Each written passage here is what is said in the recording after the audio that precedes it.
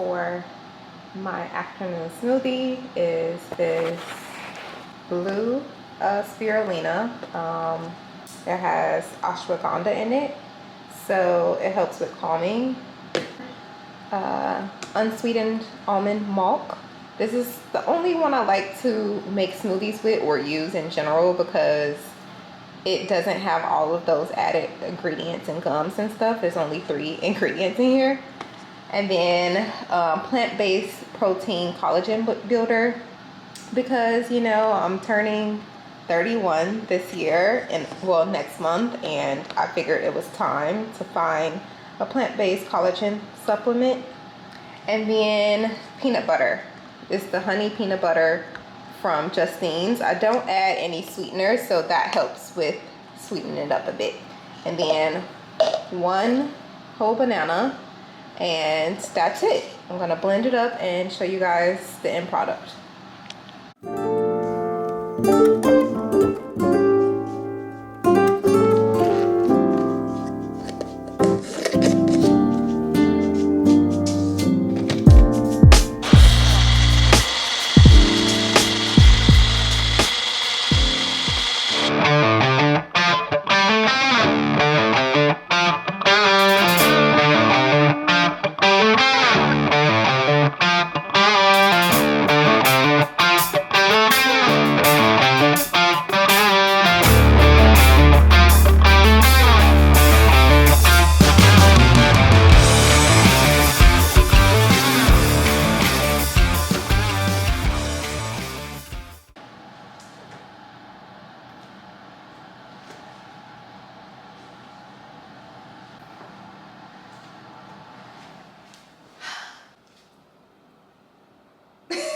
I don't know why. I was just stuck for a second.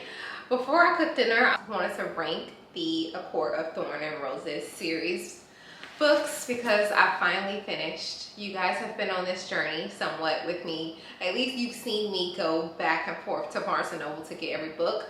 The last 3 books, the last 3 books I ordered on Amazon because they were having a deal, and I just got tired of taking an Uber to Barnes & Noble to get them. But nonetheless, let's just get into my thoughts before I ramble on. Now, I wanted to go first by talking about the entire series and then go book by book. And I have my thoughts down in a little notebook. I came prepared, if you will. Now, what I wanted to say is that overall, I genuinely enjoyed the series. Like, I picked it up, as you guys seen, when I first went to Barnes & Noble for the first book. And I was just a little reluctant because it was so hyped on TikTok and online that I was just unsure if I was gonna like it. And I mean, it's nothing to just try out a book, but I was just very unsure whether I would like it. So I got the first one reluctantly, and I loved it, like loved it. And it's crazy because now in hindsight, it's not even my favorite one of the series, but I really loved it. So I picked up the rest, and I just kept going back and kept going back for the other one. So overall, I will rate the series a 5 out of 5. Like, it gets 5 stars for me, just for the simple fact that I couldn't put them down. Like, I read these books so fast, and they're not small books. Like, the 4th one is, but majority of these are like 500, 600, 700 page books, and I just couldn't stop reading them. So give them all a 5 out of 5. I mean, as a series, they get a 5 out of 5. Some of them aren't 5 books to me, but I'll get into that. So let's start with the first one, which is the A Court of Thorn and Roses. I obviously said that I loved this one. So it got a 5, basically, and I thought that it was well written. The characters I loved, even Tamlin in this book, I loved, and Crazy, because in hindsight I hate him. Well, I don't hate him, I just disliked him when it got to other books. But nonetheless, this one gets ranked, I ranked them in order. So A Court and Thorn and Roses is really crazy enough. It's ranked 4 out of 5 for me. I'll go with my first one. I ranked A Court of Silver Flames #1 because honestly, I just didn't expect to like these characters as much as I thought I would at the beginning of reading these, and I know a lot of people said that online, but I really fell in love with Nesta and Cassian, and to be honest, they're the more complex characters in the series. I was a little annoyed with Nesta for like the first 300 pages because I'm just like, get out of your own fucking way. But I just liked the grit in these characters, and their love story developed a little more genuinely. It just showed sort of like a love that was like unconditional, and I like that about this. So this is ranked #1. And this one, A Court of Frost and Starlight, I believe I ranked this #5, like my least favorite. For the simple fact, it's just like, it felt unnecessary. I mean, maybe in the series, in the grand scheme of things, it was necessary for a smooth transition into Nesta's story. It gave us new points of views when the first 3 was basically from Feyre's point of view. So I liked it for that simple fact, but the storyline, I mean, the story plot and like the story in itself, I thought was solely unnecessary, and it just didn't give anything for me, but maybe that's just my opinion. So it gets ranked #5. A Court of Wings and Ruin. This is the 3rd book, if I'm not mistaken. Yeah, the 3rd book, and it's actually ranked #3 for me. And I ranked this #3 is because this came after the development of Feyre and Rice's love story and their story. So I just couldn't put this #2 because I just love that one. When I read it, that was #1 for me. But as I went on, I obviously fell in love with Nesta's story a little more. But this one, I just liked the fighting. I liked that it gave us more than just about Feyre, but like it just broadened the storyline a little more. And I feel like you got that in this book, so it gets ranked 3.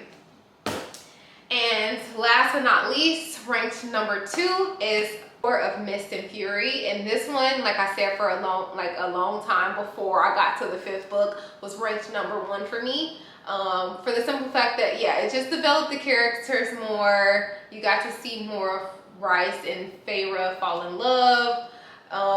You know, you got the sisters more in here because of that turn of the events. You know, if you know, you know. So yeah, I just really loved that aspect of this. It was nicely written, and I couldn't put it down. Like, I couldn't put all of them down. I will admit that with the 1st book, I started reading and it took me a while to get into the whole like constant page turning aspect of like the series, but when I did, boy, did I not put any of these books down. So that's my overall thoughts about it. I didn't want to give too much away from the books for the people that haven't read them. But yeah, I definitely will consider reading this series again sometime in the future.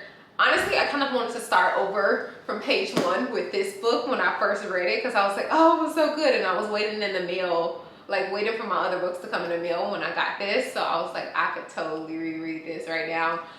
But it's 620 something pages. No, I couldn't have done that before the next book came. So I just was like, take a chill pill, Jasmine. But nonetheless, I will reread these. Maybe in the winter time, or maybe sometime next year. Maybe it'll be an annual reread because I just love this series that much. But yeah, that's all I gotta say about the books. I am hungry, so I'm getting ready to cook, and I'll show you guys what I make.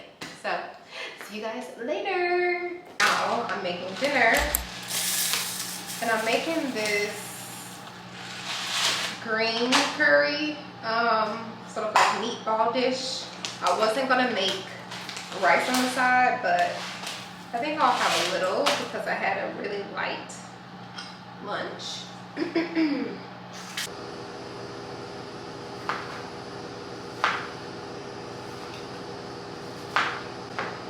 I want them a little bit thicker because as they cook, they usually shrivel up, and I